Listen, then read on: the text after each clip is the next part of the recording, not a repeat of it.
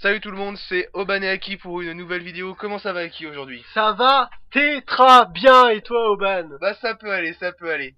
Donc aujourd'hui nous avons Liquid Yellow et Whitera qui s'affrontent sur Xel'Naga Cavern. Peux-tu nous parler de ces joueurs Aki? Alors Whitera et Liquid Yellow, deux des meilleurs joueurs de la scène européenne de StarCraft 2, puisque sur la bêta, ils étaient ni plus ni moins, concernant Whitera, le meilleur Protoss de la bêta, et Liquid Yellow qui a également s'est distingué particulièrement sur la bêta, puisque il a switché constamment de race, hein. Il avait commencé en Aléat, il a allé en Terran, en Zerg, mais jouer Protoss ne lui pose pas non plus spécialement de problème. Donc un excellent joueur, Liquid Yellow, l'allemand, contre Whitera, l'ukrainien. Donc nous avons déjà un pylône de posé de chaque côté, simplement, pas de chrono boost, si un chrono boost, donc Chronosonde, bah, probablement pas d'attaque hein. rapide après sur les îlots. Ouais, bah il garde ses chronos. Non mais je suis particulièrement excité de commenter ce replay, puisque Whitera est un de mes joueurs préférés en TOS, et Liquid Yellow aussi un de mes joueurs préférés, donc on peut s'attendre à quelque chose d'assez lollant, d'assez cool. On va voir ça. Si je peux me permettre, tu aimes bien Adel Scott aussi et Ouais, Adel Scott, bah, il est français, tricolore, et Kiwi Kaki aussi, hein. Scène francophone, on défend la francophonie. Liquid Yellow qui place son pylône. Et son gaz. Ouais, son gaz. Le gaz posé de l'autre côté aussi. Ils vont sonder. On va mettre la table des prods pour voir en temps réel ce qu'ils font. Des builds similaires, hein. Absolument similaires, comme vous voyez là. Il pose exactement et il crée les mêmes unités. Et donc le petit scout dans la base de Tiello qui fait le tour des sondes en haut, qui s'enfuit. Et qui va essayer d'amasser son petit paquet de... il pose un gaz. Il pose un assimilateur pour retarder le plus possible la prise de gaz de Tiello. Tiello qui vient juste de balancer son scout maintenant. Ouais, il a balancé assez tard, hein, quand même. Et hein. il chrono son premier Il a balancé à 21, c'est assez tard pour un premier scout quand même, je trouve, de la part de Tiello. Donc le premier zilot chrono probablement pour aller tèche le gaz rapidement. Ouais. Il va essayer et le scout qui est toujours là, faire chier, qui va même attaquer le noyau, non, un petit coup sur le pylône. Ouais. Tu vois, il lui a pris 5 de minerais, ça va peut-être faire basculer la game en fin de game, on va voir. J'ai quelques doutes quand même sur le sujet. Le noyau qui se termine à peu près au même moment, non, il est quand même un peu en avance. Il a probablement déjà lancé la warp, exactement. Il a lancé warp et il recherche le zilot qui va taper sur le gaz pour pouvoir prendre son deuxième gaz. C'est vrai que ça pénalise quand même beaucoup les TOS quand vous chopez deux gaz comme ça. Vous pouvez complètement paralyser le Protoss en début de partie. Qui a été récolté un gaz et qui a un gaz à la place de son minerai maintenant. J'avoue, qui lui suce petit à petit ses ressources. Le voleur de ressources et le gaz qui saute. La sonde qui était en scout qui est revenue à la maison, à la base. Il a lancé son premier tracker. Donc d'un côté un tracker de Zilot et de l'autre qu'est-ce qu'on a comme unité? Tiens, je sais pas pourquoi. Ça doit être pour scout, hein. Ça doit être pour scout toute cheese, tout pylône, je sais pas. Donc il lance cyber aussi. Une Stargate en production de la part de Tiello. Un choix assez particulier, hein, aussi rapidement en game, donc ça va clairement orienter le jeu là d'une façon particulière de la part de Tiello. Et Whitera, lui, qui reste en temps d'armes. Il a conseil crépusculaire. Ouais, conseil crépusculaire quand même. Peut-être des DT d'un côté. Ouais, on va voir, il a pris ses deux gaz depuis pas mal de temps maintenant, alors qu'une petite fight s'engage à l'entrée de la base de Whitera. Une escarmouche. Petit duel de trackers, deux zilots qui viennent en plus.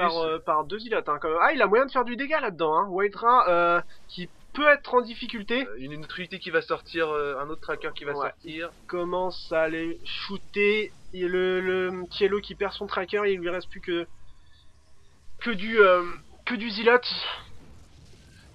Qui se font prendre en sandwich par les trackers, je pense pas qu'il va quand même faire quelque chose. Il développe les Gwink et les premiers Phoenix.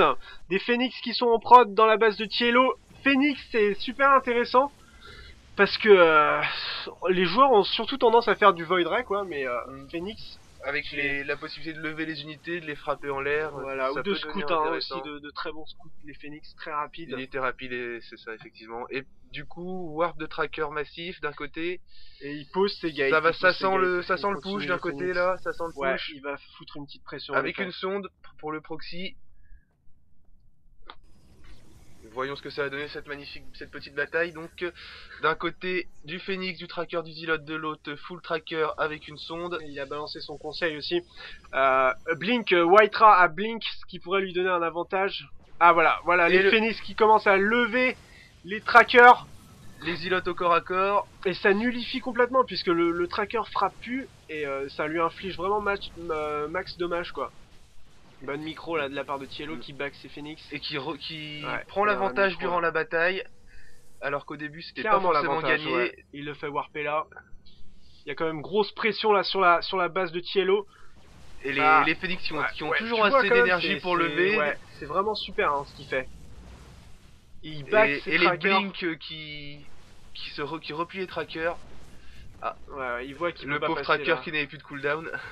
Et les Phoenix qui péta quand même bien les coronas de Whitera puisqu'il peut rien faire hein, à l'entrée de la base. Dès qu'il y en a un qui monte, il se fait soulever et il a plus qu'à rentrer la après. Bonne micro hein, de la part des deux joueurs. Et un autre tracker qui tombe en étant levé. Ouais, et il a toujours pas perdu ses Phoenix, hein, c'est ouf. Il va sans doute pas les perdre non plus, connaissant un peu Whitera, Tiello et sa micro.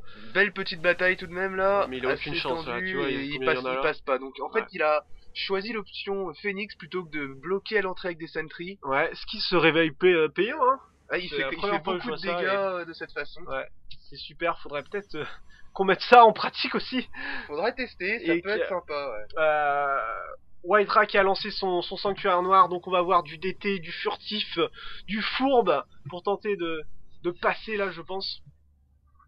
Et Tiello qui n'a pas d'observateur, non, ni de bâtiment pour les produire, non, donc c'est vrai, c'est un qui bon va choix. prendre du gros dégâts. Mais tu vois quand même, il a pas sa forge.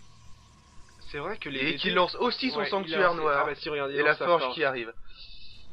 Ah, mais je sais pas, c'est une super intuition hein, de la part de Tiello parce qu'il voit pas les DT, enfin il se sent assiégé, c'est pour ça que il développe les photons, mais ça va lui être doublement bénéfique puisqu'on va voir.